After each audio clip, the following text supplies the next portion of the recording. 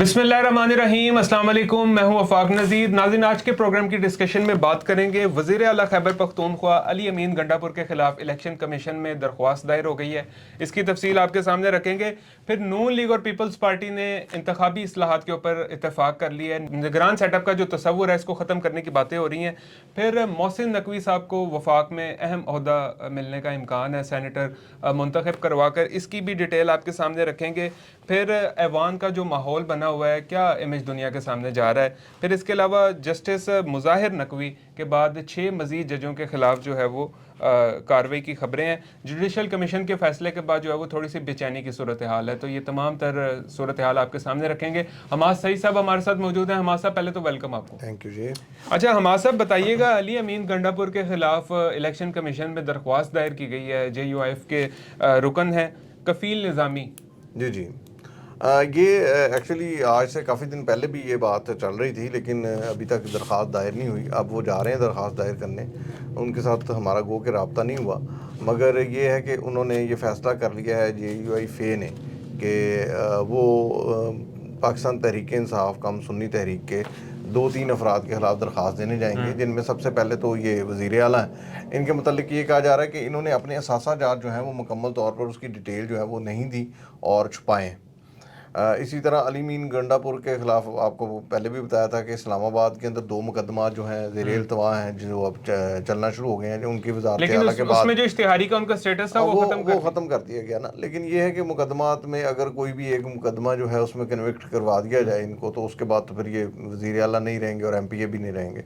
इसके साथ साथ पाकिस्तान तहरीक इंसाफ के ऊपर जो JUIF है वो इल्ज़ाम लगा रही है, इन्होंने हमारी 3 सीटें जो हैं MPS की वहाँ पर धांधली की है। 3 से ज़्यादा कह रहे हैं, लेकिन 3 तो वो पिन पॉइंट कर रहे हैं ना कि ये यहाँ पर धांधली, उसके ख़िलाफ़ भी दरख्वास्त देने जा रहे हैं। तो ये यूँ 4 दरख्वास्तें जो हैं JUIF की जानिब से शायद इलेक्शन कमीशन को मौसूल हो जाए। अच्छा हमाद साहब, मैं इस तरफ आऊँगा। मुस्लिम लीग नून और पीपल्स पार्टी इंतखाबी इस्लाहात के ऊपर इत्तेफाक कर रहे हैं। जो निगरान सेटअप है, इसका जो तस्वुर है, इसको ख़त्म करने की बातें हो रही हैं। यानी कि जो साबिका गवर्नमेंट होगी, मुद्दत पूरी करने वाली हुकूमत होगी, वही नई मुंतखब हुकूमत तक मामलात को आगे चलाएगी। देखें, बात यह है कि हमारे यहाँ आज तक हमें निगरानों पर तो एतबार नहीं रहा, तो हम कैसे कह सकते हैं कि हम जो है ये जो हुकूमत है इसके ऊपर एतबार कर लेंगे कि ये अपना सही इंतखाब कराएगी। ये फ़ैसला इन दोनों पार्टियों के गले पड़ जाना है, क्योंकि जब एंड होना है तो शहबाज शरीफ की हुकूमत होनी है, और ख़ास तौर पर जो आसिफ अली जरदारी साहब के जो बेटे हैं बिलावल साहब, इदारों पे दबाव की बातें हो सकती हैं कि इन्होंने जी इन्फ्लुएंस किया, इन पे असर रसूख इस्तेमाल किया हो सकता है। यही कह रहा हूँ कि ये लोग जो हैं ये किसी तरह तौर भी खुश नहीं रहेंगे, इनके लिए ये परेशानी बनेगी। निगरान सेटअप के अंदर तो फिर भी कोई ना कोई पर्दापोशी हो जाती थी, जी निगरान है, उनको नहीं पता चला या कोई और मामला है, लेकिन ये जो है ना इन दोनों के गले पड़ जानी है। लेकिन हमाद साहब, जो अभी निगरान गवर्नमेंट गुजरी है, ये कंट्रोवर्शियल तरीन निगरान हुकूमत रही है। तमाम निगरानों के अंदर कंट्रोवर्शियल मामला चल रहे थे, तमाम निगरानों के, ये सिर्फ यही नहीं है, ये इन पर बाजी ले गए हैं। ये चले, मैं ये कह सकता हूँ कि ये ज़्यादा थे, मगर बहरहाल तो थे तो सारी। प्रॉब्लम ये है कि जब आप खुद इलेक्शन करवाएंगे तो अभी तो वो हाथापाई या झगड़ा नहीं है, कल कला जो एहतजाज शुरू होने हैं उसका रास्ता कोई भी नहीं रोक सकता। बांग्लादेश वाला, आप बांग्लादेशी और कौम है, यहाँ पे और कौम है, ये आपकी गलत फहमी है कि ये हुकूमत जो है इलेक्शन करवा लेगी और उसको लोग मान लेंगे। अभी तो लोग एहतजाज के लिए सड़कों पर अभी तक नहीं निकले, लेकिन जब यही हुकूमत दोबारा जीत के आएगी तो लोगों ने इसको जीने नहीं देना। ये मुश्किल है, ये मेरा ख्याल है कि ये गलत फैसला करने जा रहे हैं। अलबत्ता तहलील हो जाएगी, सिर्फ जो वज़ीर आज़म होगा वही कंटिन्यू रखेगा। देखें, बात फिर वही है भाई, वज़ीर आला ने क्या आइंदा इलेक्शन नहीं लड़ना?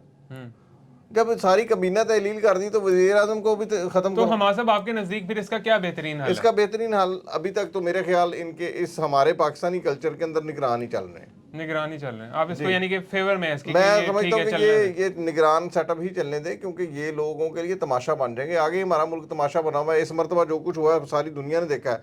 मैं फिर बार बार कह रहा हूँ कि कौम अभी बाहर नहीं निकली, اگر انہوں نے ہی الیکشن کروائے ہوتے تو میں دیکھتا قوم کیسے باہر نہیں نکلتی. صحیح بات ہے. البتہ اگر غور و فکر کیا جائے تو بہترین آپشنز نکل سکتی ہیں. بہت ضروری سارے نہیں نکل ہے کہ سکتے ہیں. نگران کو ہی آپ نے لے کے آنا ہے, آپ بہت کوئی سارے اچھی قانون سازی کر کے معاملات کو آگے لے کے چل معاملات کو سکتے آگے ہیں. چلایا جا اچھا حماسہ میں اس طرف آؤں گا, محسن نقوی کو سینیٹر منتخب کروا کر وفاق میں اہم عہدہ دیے جانے کا امکان ہے.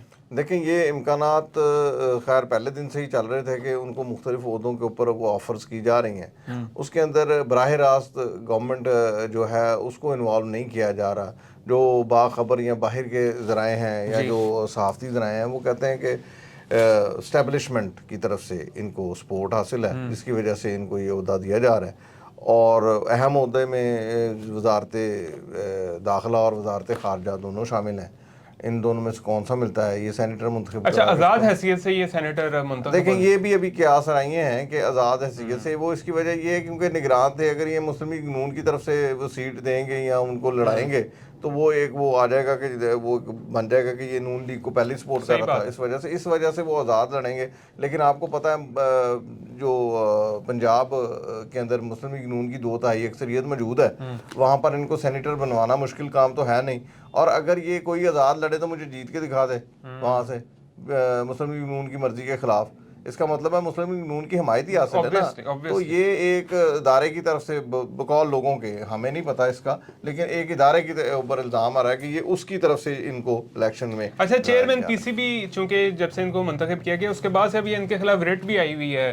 اس کی کوئی ایسی ویلیو نہیں ہے, میرا نہیں خیال اس ریٹ کے اندر کوئی ایسی یہ اس میں موقف ہے جی کہ نامزد وزیر اعظم جو ہے وہ منتخب کر سکتا ہے چیئرمین پی سی بی کو. میں ایک پھر وہی بات ہوں, کچھ جو ہمارے یہاں پہ ایک روایات ہیں ان میں ثواب دیدی اختیار سب سے بڑی روایت ہے ہماری جی کہ وزیر اعظم کے پاس جو ثواب دیدی اختیارات ہے اس کے اندر ایک یہ بھی اختیار شامل ہے.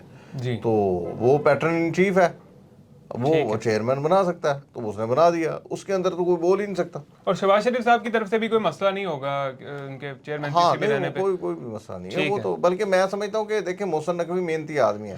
جس طرح پنجاب کے اندر محنت کر کے اس نے نون لیگ کو 2/3 اکثریت دلوائی ہے, یہ پاکستان کی قومی ٹیم کو بہتر کر سکتا ہے.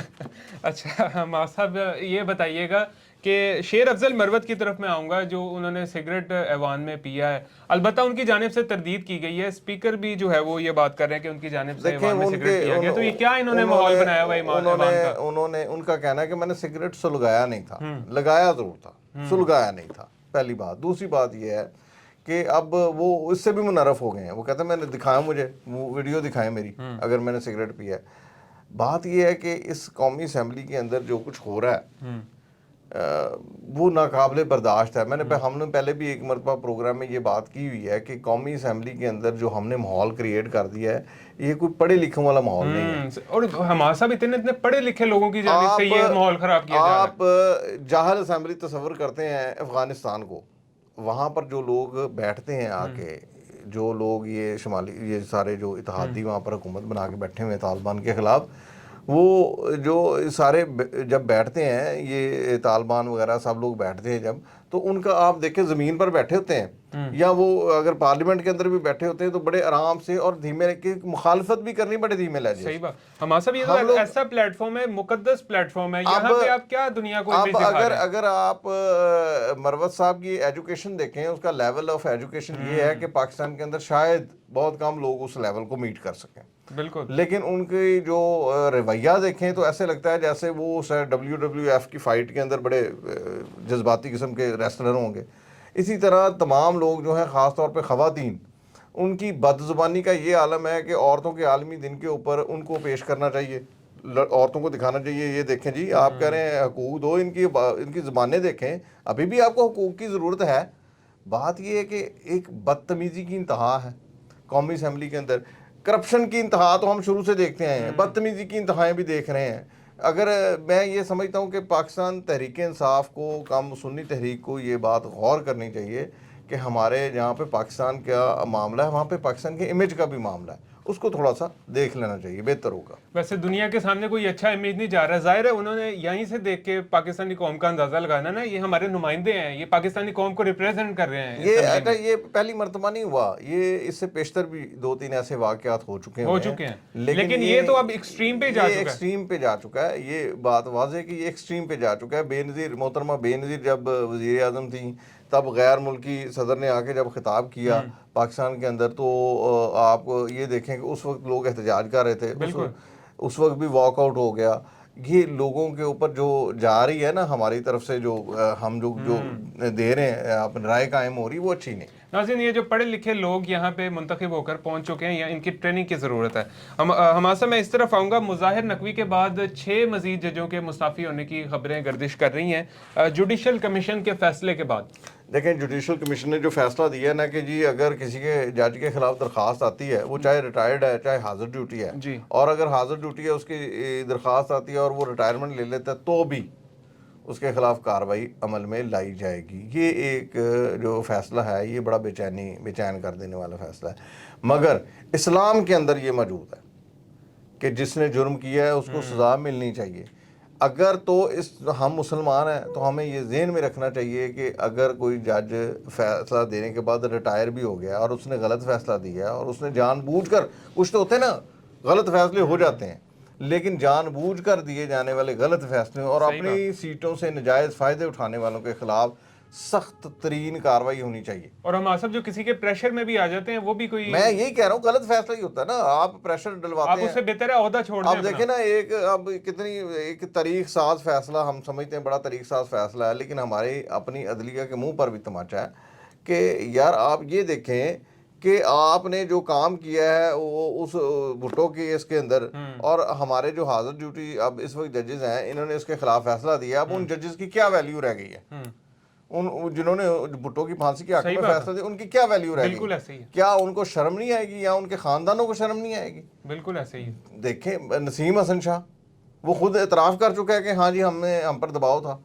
صحیح اب بات یہ ہے کہ دیکھیں اس قسم کے ماسا فیصلوں ان لوگ یہ تو آرام سے ہی کہہ دیتے ہیں ہمارے اوپر دباؤ تھا. جو بیچارے اس کی بھیڑ چڑھ جاتے ہیں جو مر گیا وہ کدھر گیا بھائی؟ جو مر گیا اس کا پورا خاندان ایون دیکھیں بھٹو صاحب گئے، بھٹو صاحب کے دونوں بیٹے مارے گئے، ایک کو زہر دے دیا گیا، ایک کو گولیاں مار دی، ان کی بیٹی کو گولیاں مار دی گئیں. تو یہ ایک پورا خاندان ہی دہشت گردی کا شکار ہوا. اور اس طرح کی کئی مثالیں موجود ہیں. جی بالکل بہت ساری مثالیں. بہت شکریہ حماد سعید صاحب ہمارے ساتھ موجود تھے. ناظرین پاکستان میں انصاف کا جو نظام ہے وہ ایسا ہے کہ لوگوں کو انصاف حاصل کرتے کرتے ان کی عمریں گزر جاتی ہیں لیکن پھر جب ان کو انصاف ملتا ہے تو بہت سے ایسے کیسز بھی سامنے آتے ہیں کہ وہ دنیا میں ہوتے بھی نہیں ہیں. تو یہ انصاف کے نظام کی صورتحال ہے پاکستان میں جو کہ بڑی انفارچونیٹ ہے. تو اسی کے ساتھ یہ تھا ہمارا آج کا پروگرام. نیکسٹ کے ساتھ پھر حاضر ہوں گے. اللہ حافظ.